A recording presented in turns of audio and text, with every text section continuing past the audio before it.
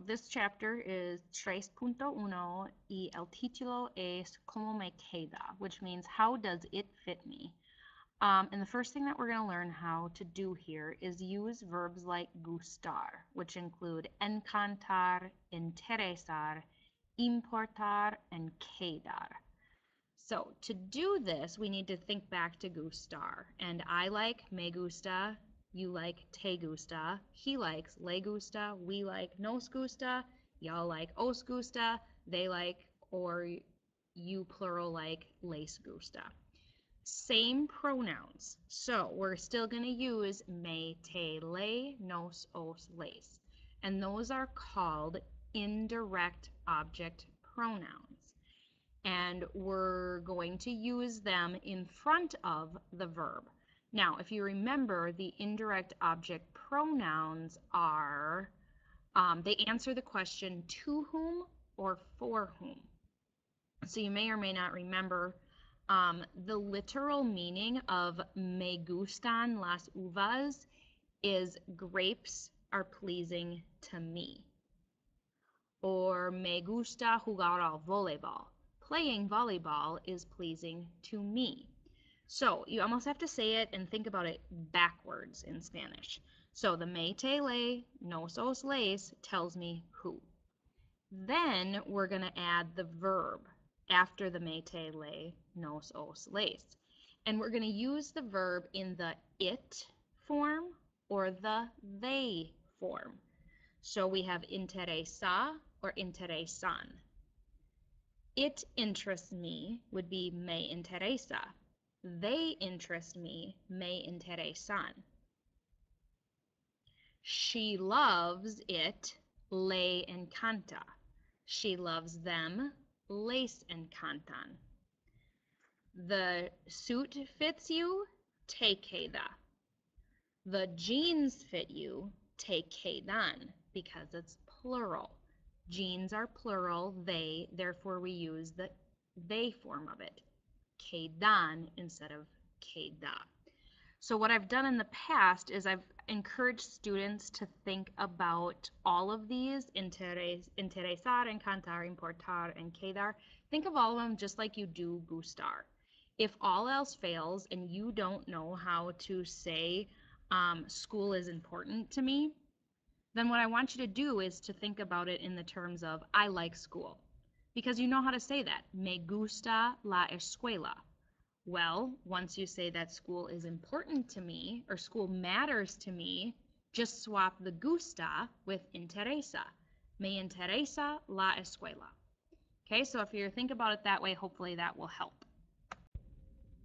Okay, next on the agenda, so Roman numeral dos is irregular yo verbs. And that is irregular yo verbs in the present tense, which means it's happening now in the present. Letter A is yo-go verbs. Now, none of these are new. We've had hacer, which means to make or do, poner, to put, to place, to set, salir, to leave or to go out, traer, to bring. We've had all of these in the past, but we're reviewing irregular yo verbs again. Now, these are called yo-go verbs because the only place that these verbs are irregular is in the yo form. And in the yo form, they all have a go at the end, a go. So hacer, to make, to do, changes to hago in the yo form. I make or I do. Hago la tarea, I do the homework. None of the other ones are irregular. It is an ER verb, which means it gets ER endings. So we have haces, hace, hacemos, haces, and hacen. Poner, same concept. It's an ER verb, so they get ER endings. Pones, pone, ponemos, pones, and ponen. The yo form, I put, I place, I set, is pongo.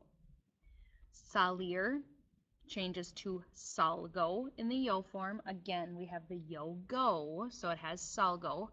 Sales, sale, salimos, salis, and salen. There is, make sure that you give them IR endings because it is an IR verb. Traer in the yo form is trigo. T-R-A-I-G-O. Trigo, I bring. Again, all the other ones get the normal ER endings. Letter B is high top boot verb. And what a high top boot verb is basically it's a combination of a yo-go verb and a stem changing verb or a boot verb. That's why I call them a high top boot verb. So it's a combination of the two.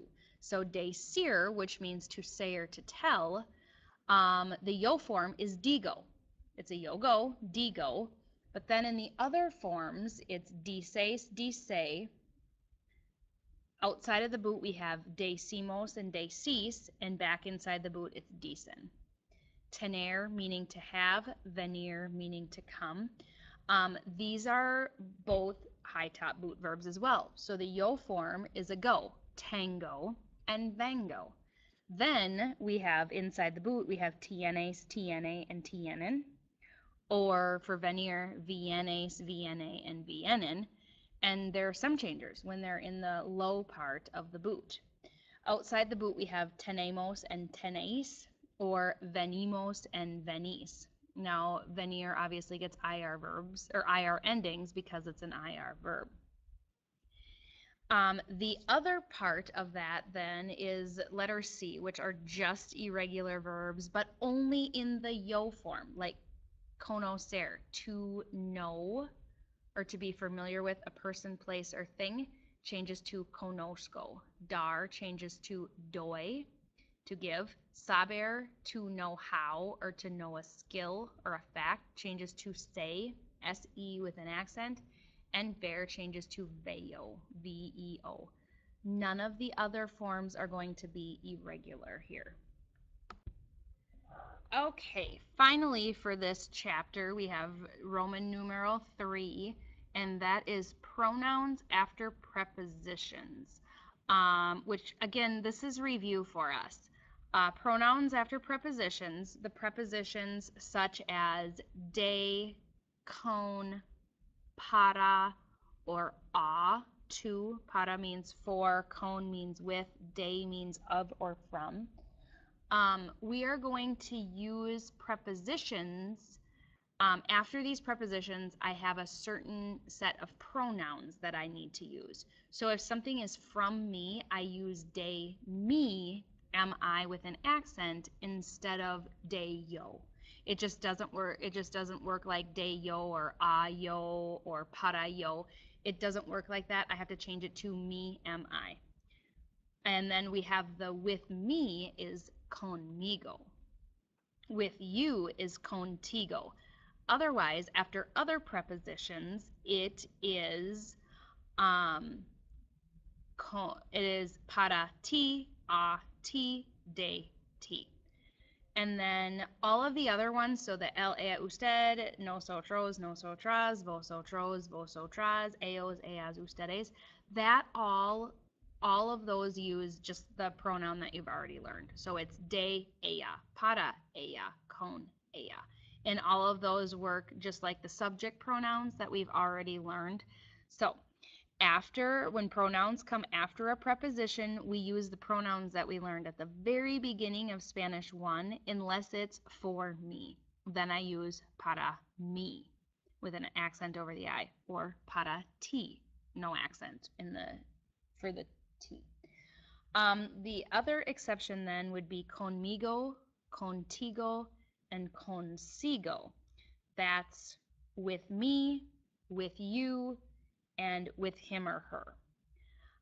So again, after pronouns after a preposition, de, con, para, or a, I use the regular pronouns that I've learned, él, ella, usted, nosotros, vosotros, etc.